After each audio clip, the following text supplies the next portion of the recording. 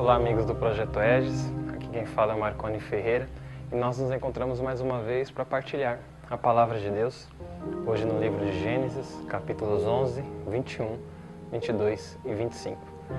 E no capítulo 11, nós encontramos a narrativa da Torre de Babel, onde os homens resolvem fazer uma edificação que chegaria até o céu e que lhes daria reconhecimento. E o Senhor, quando percebe isso, vai dizer no versículo 7: Vamos descer e confundir sua língua, de modo que um não entenda a língua do outro.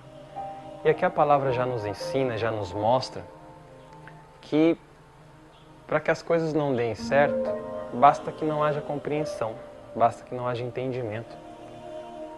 Às vezes as coisas não dão certo, não é porque há intrigas, mágoas, brigas, ódios, ressentimentos também. Mas basta que não compreenda-se o outro, basta que um não entenda o outro para que a obra já não vá para frente. Quantas vezes na nossa vida as coisas não vão na frente, não vão para a frente, porque a gente não se entende, a gente vive em sociedade, a gente vive em comunidade, nós precisamos uns dos outros, trabalhamos, vivemos em grupo. Só que em um grupo onde um não entende o outro, onde um não compreende o outro, jamais aquele trabalho em grupo dará frutos. Essa é a primeira graça que o Senhor quer nos ensinar. A nos compreendermos, a nos entendermos. E aí quando a gente aprender a compreensão, o entendimento do próximo, aprender a se fazer compreender e a entender, com certeza o nosso trabalho dará muito mais fruto. Depois disso, no capítulo 21, nós temos o nascimento de Isaac. E um pouquinho antes do nascimento de Isaac, Abraão teve um filho chamado Ismael com a escrava Agar. E quando Isaac nasce, Agar começa a ser maltratada e foge com seu filho. Só que lhe acabam os recursos e ela acha que vai morrer, abandona o menino a uma certa distância, porque ela não aguentava a possibilidade de escutar o choro, de ver o menino morrendo aos poucos. E naquele sofrimento todo Deus escuta o seu clamor. E nós temos no versículo 19 o Senhor dizendo, a palavra nos dizendo: Deus lhe abriu os olhos e ela viu um poço de água. E ali ela matou a sua sede, a sede do menino. Mas vejam que Deus ele não fez nenhum milagre, Deus não fez surgir um poço milagroso, sair água de um lugar milagroso, uma chuva milagrosa, não. Simplesmente se abriram os olhos de Agar e ela viu um poço que ali já estava. E quantas vezes na nossa vida, o que a gente precisa, o que às vezes a gente até reclama, murmura como coisas que nos faltam, estão ao nosso alcance e a gente simplesmente não tem a capacidade de ver. Quantas vezes o perigo está ao nosso redor e a gente tem medo de coisas tão distantes e a gente não percebe que ele está ao nosso lado, que a gente não consegue ver. A gente já falou isso lá no primeiro vídeo, a importância de se enxergar, a importância de se ver, de se perceber. E quando a gente adquire essa graça, a gente percebe que muitas vezes o que a gente acha que nos falta está do lado. Que o Senhor nos dê essa graça de perceber que o poço que saciará a nossa sede muitas vezes, talvez não sempre, está ao nosso alcance. Basta a gente ter a capacidade de enxergar quem e o que temos ao nosso redor. No capítulo 22, nós encontramos o sacrifício de Isaac. E esse sacrifício nos revela duas coisas. Primeiro, no versículo 8, nós vemos que Abraão pega Isaac, eles começam a caminhar e o versículo 8 termina assim: E continuaram caminhando juntos. Ambos indo para o sacrifício de Isaac. E Abraão, como símbolo de Deus Pai, vai nos mostrando um Deus que, a caminho da dor, a caminho do sofrimento, está ao nosso lado. Deus é esse Pai que na nossa dor do dia a dia, nos nossos sofrimentos, nas nossas angústias, caminha conosco. Você não anda sozinho, você não está sozinho na sua dor. Deus é como aquele pai que vê o filho aprendendo a caminhar, o filho cai, chora, rala o joelho, se levanta e continua, e o pai está ali incentivando, ajudando, porque sabe que o filho precisa passar por isso. E a vida que nós temos tem os seus sofrimentos, tem as suas dores. Mas Deus é como esse pai, que quando precisa nos pega no colo, como aquele pai pega no colo aquele filho em prantos, aquele filho na necessidade. Mas que sabe também que o filho não pode crescer no colo, precisa aprender a caminhar, precisa aprender a fazer o seu caminho.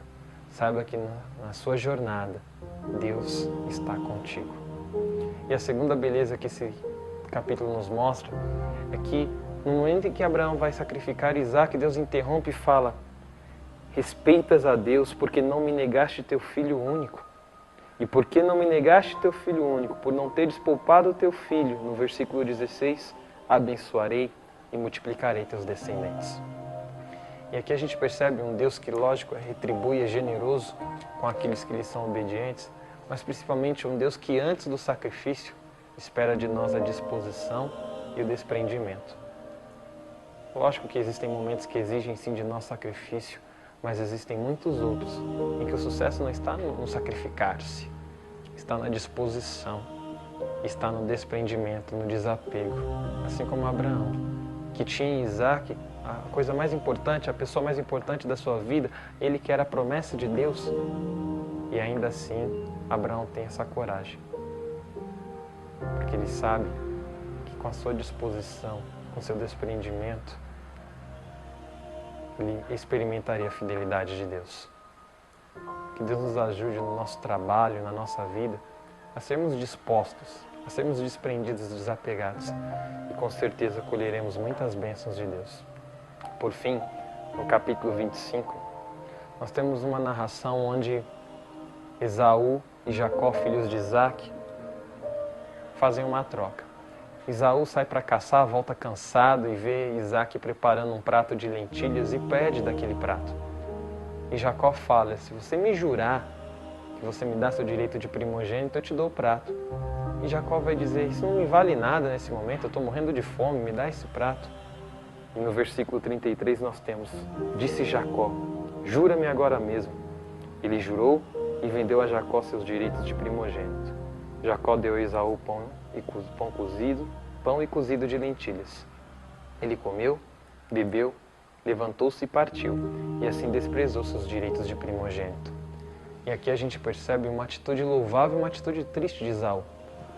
Uma atitude louvável de um homem que sabe que no momento da necessidade, seus direitos de primogênito não têm valor. O direito de primogênito que lhe dava autoridade, lhe dava poder, lhe dava posses. Isso nos mostra que tem horas na vida, na nossa necessidade, aquilo que a gente tem, as funções, aquilo que a gente faz não tem valor nenhum. Só que existe uma tristeza, por outro lado, nessa atitude de Esaú. A gente vê um homem que troca aquilo que lhe é mais sagrado por um prato de uma coisa qualquer, por conta da necessidade em que ele se colocou. E muitas vezes nós somos como Esaú. Abrimos mão do que temos de mais sagrado como filhos de Deus, como profissionais, como esposos, como esposas, como filhos, como pais, como mães. Abrimos mãos daquilo que temos de mais único, de mais especial, por conta de uma necessidade, por conta de um desejo, que talvez nem existiria se tivéssemos andado da forma correta. Necessidades e desejos que criamos e alimentamos. E aí perdemos o nosso direito de filho primogênito, o que temos de mais especial, o que temos de único. Que o Senhor nos ajude, que o Senhor nos auxilie a perceber, a ver o que e quem temos ao nosso redor. Que Ele nos dê a graça do entendimento e da compreensão do outro e de sermos compreendidos e entendidos pelos outros. Que o Senhor nos faça perceber a Sua presença nas nossas dores, nos dê a disposição e o desprendimento e, principalmente, que Ele nos ensine, sim, a jamais nos orgulharmos das posses, daquilo que fazemos, mas que Ele nos ensine também a guardarmos o que temos de mais sagrado e a não trocarmos por nada, porque somos filhos prediletos e amados de Deus.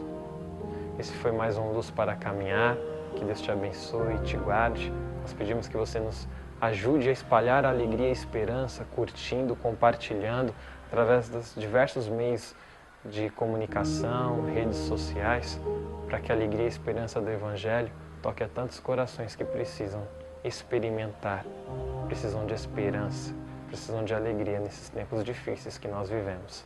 Deus te abençoe e até o próximo Luz para Caminhar.